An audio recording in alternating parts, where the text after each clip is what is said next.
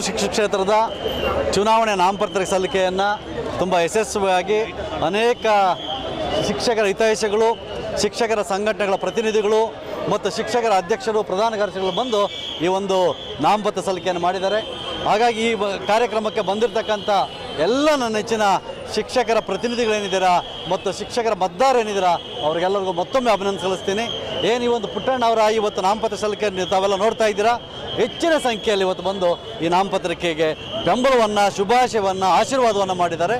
ಹಾಗಾಗಿ ಇದು ಇವತ್ತಿಗೆ ನಿಲ್ಲಬಾರ್ದು. ಏನು ಫೆಬ್ರವರಿ 16ನೇ ತಾರೀಕು ಏನು ಚುನಾವಣೆ ನಡೀತಾ ಇದೆ, ಚುನಾವಣೆವರೆಗೂ ಇದೇ ರೀತಿ ಬೆಂಬಲವನ್ನು, ಸಹಕಾರವನ್ನು ಕೊಟ್ಕೊಂಡು ಅವರ ಗೆಲ್ಲಿಸುವಂಥ ನಿಟ್ಟಿನಲ್ಲಿ ನೀವು ಕೆಲಸ ಮಾಡಬೇಕು. ಯಾಕೆ ಗೆಲ್ಲಿಸಬೇಕಂದ್ರೆ ಅವರ ಶಿಕ್ಷಕರಿಗಾಗಿ, ಶಿಕ್ಷಣ ಸಮಸ್ಯೆಗಳ ಪರವಾಗಿ ಅನೇಕ ಹೋರಾಟಗಳನ್ನು ಮಾಡಿ ಅವರ ಜೀವನವನ್ನು ಇದಕ್ಕೆ ಮುಡುಪಾಗಿಟ್ಟರೆ ಅಂತಹ ಧೀಮಂತ ನಾಯಕನನ್ನು ತಾವೆಲ್ಲ ಬೆಂಬಲ ಕೊಡಬೇಕು ಅಂತ ಈ ಮೂಲಕ ವಿನಂತಿ ಮಾಡ್ಕೊತೀನಿ.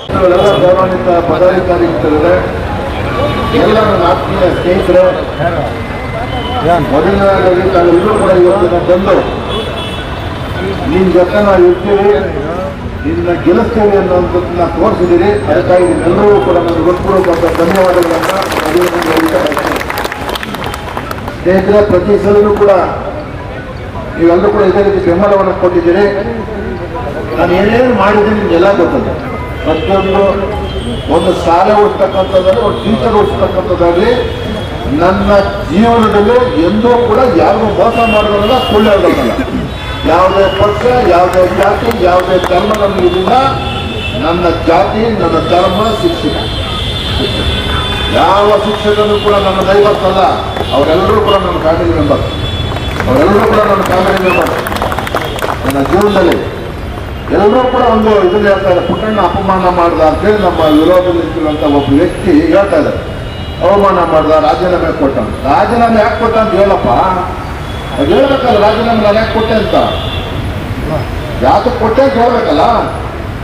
ನಿಮ್ಮ ರೀತಿ ಸೋತು ಆ ಬಾರ್ ಪರ್ಸೆಂಟ್ ಆಚೆ ಬಂದಿಲ್ಲ. ನಾನು ಸೋತು ಬಂದವನಲ್ಲ. ನಾನು ನಮ್ಮ ಟೀಚರ್ಸು ನನ್ನ ನಂಬಿಕಸ್ತರು, ನಾನು ಅವ್ರಿಗೆ ನಂಬಿಕಸ್ತರು. 100ಕ್ಕೆ 100 ಭಾಗ ತಾಯಿ ಹೆಂಗೆ ಮತ್ತು ತಾಯಿ ನಂಬ್ತಾರೆ, ಅದೇ ರೀತಿ ನಾನು ನಂಬಿಕೆ. ನನ್ನವ್ರು ಯಾವುದೇ ಕಾರಣಕ್ಕೂ ಕೂಡ ಮೋಸ ಮಾಡಬಾರ್ದು ಅಂತ ರಾಜೀನಾಮೆ ಕೊಟ್ಟಿರೋದು. ಅದಕ್ಕೆ ಕಾರಣ ಈ ರಾಜ್ಯದ ಅನುದಾನಿತ ಶಿಕ್ಷಣ ಸಂಸ್ಥೆಗಳ ನೌಕರರು 141 ದಿನ ಸ್ವಾತಂತ್ರ್ಯ ಉದ್ಯಾನವನದಲ್ಲಿ ಸ್ಟ್ರೈಕ್ ಮಾಡಿದ್ರು. 141 ದಿನ. ಇದೆಲ್ಲ ನಿಮ್ಗೆ ನೆನಪಲ್ಲಿರ್ಬೋದು ಅಂತ ಅಂದ್ಕೊಂಡಿದ್ದೀನಿ. ನಾನು ಆಗಲೂ ಕೂಡ ನಾನು ರಾಜೀನಾಮೆ ಕೊಡಬೇಕು, ಮತ್ತೊಂದು ಮಾಡಬೇಕು ಅನ್ನೋದೇನು ಇರಲಿಲ್ಲ. ಆದರೆ 137 ದಿನ ಒಬ್ಬ ಟೀಚರ್ ಹೋಗಿ ರೈಲ್ಗೋಸ್ಕರ ಆತ್ಮಹತ್ಯೆ ಮಾಡ್ಕೊಂಡ್ರು. 139 ದಿನ 3 ಜನ ಆತ್ಮಹತ್ಯೆಗೆ ಪ್ರಯತ್ನ ಮಾಡೋದು, ವಿಷ ಕೊಡೋದು, 20 ಸತ್ತೋದು, ಒಬ್ಬರು ಕೊಂಡು OPS ಕೊಡಬೇಕು ಮತ್ತು SPS ಎಲ್ಲರೂ ಕೂಡ ನಮಗೆ ಕೊಡಬೇಕು ಅಂತೇಳಿ ನಾನು 140ನೇ ದಿನ ಈಗ ಬರ್ತಾರೆ. ಈಗ MLCಗಳು ನಮ್ಮ BJP ಪಾರ್ಟಿ MLC ಇನ್ನೂ ಬರ್ತಾರೆ, ಸತ್ತೋಗಿಲ್ಲ ಅವರೆಲ್ಲ, ಇನ್ನೂ ಬರ್ತಾರೆ. ಆಯ್ತು, ಅವರೆಲ್ಲರೂ ಕರ್ಕೊಂಡು ಅವತ್ತಿನ ಮುಖ್ಯಮಂತ್ರಿ ಹೇಳ್ತಿಲ್ಲ. ನಾವು ನೋಡಿದೆ ಮುಖ್ಯಮಂತ್ರಿಗಳು ಸರ್ 3 ಜನ ಆತ್ಮಹತ್ಯೆ ಮಾಡ್ಕೊಂಡವ್ರೆ, ದೊಡ್ಡ ಕಲಾಟ ಬರ್ತದೆ, ನಾವಂತೂ ತಲೆ ಎತ್ಕೊಂಡು ಓಡಾಡೋಕ್ಕಾಗಲ್ಲ. ದಯಮಾಡಿ ಒಂದು ಮೀಟಿಂಗ್ ಮಾಡಿ, ನಾವು ಸಭೆ ಮಾಡಿ, ಅವ್ರಿಗೊಂದು ಸಾಂತ್ವನ ಹೇಳಿ, ಏನೇನೋ ಒಂದು ಭರವಸೆ ಕೊಡಿ, ಸ್ಟ್ರೈಕನ್ನು ಕಾಲ ಮಾಡಿ. ಅವರೆಲ್ಲರೂ ಕೂಡ ಮಾತಾಡ್ಕೊಂಡವ್ರೆ. ಡೈಲಿ 3 ಜನ ಆತ್ಮಹತ್ಯೆ ಮಾಡ್ಕೋಬೇಕು ಅಂತ ಪ್ರಯತ್ನ ಮಾಡ್ತಾವ್ರೆ. 8 ಜನ ಸತ್ತರೆ ದೊಡ್ಡ ಕಳಂಕ ನಮ್ಮ ಮೇಲೆ ಬರ್ತದೆ. ಅವ್ನು ಜಯಬೇರಿ ಬಾರಿಸಿ ಯಾರಾದರೂ ರಾಜ್ಯದಲ್ಲಿ ರಾಜಕಾರಣಿಗಳು 3 ಪಕ್ಷದಲ್ಲೂ ಕೂಡ ಗೆಲ್ತಾರೆ ಅಂತಂದ್ರೆ ಅದಕ್ಕೆ ಪುಟ್ಟಣ್ಣ ಸಾಕ್ಷಿ ಆಗ್ತಾನೆ ಅಂತಕ್ಕಂಥದ್ದನ್ನು ನಾನು ಹೇಳಲಿಕ್ಕೆ ಇಷ್ಟಪಡ್ತೇನೆ. ಬಹುಶಃ ಅವನು ಜನತಾದಳದಲ್ಲೂ ಕೂಡ ಗೆದ್ದಿದ್ದಾನೆ, BJPನಲ್ಲೂ ಸ್ಪರ್ಧೆ ಮಾಡಿ ಗೆದ್ದಿದ್ದಾನೆ, ಇವತ್ತು ಕಾಂಗ್ರೆಸ್ ಇಂದ ಸ್ಪರ್ಧೆಗೆ ನಿಂತಿದ್ದಾನೆ. ನಿಮ್ಮ ಆಶೀರ್ವಾದದಿಂದ ಅವನಿಗೆ ಜಯಶೀಲ ಆಗ್ತಾನೆ ಅಂತಕ್ಕಂಥ ಆತ್ಮವಿಶ್ವಾಸ ನಮ್ಮೆಲ್ಲರಿಗೂ ಕೂಡ ಇದೆ. ಅಂದ್ರೆ ನಾವೊಂದು ಅರ್ಥ ಮಾಡ್ಕೋಬೇಕು, ಅವನು ಯಾರೋ ಒಂದು ಜಾತಿಗೆ ಒಂದು ಪಕ್ಷಕ್ಕೆ ಸ್ಥಿತಿಪಡುವಂತ ವ್ಯಕ್ತಿ ಅಲ್ಲ.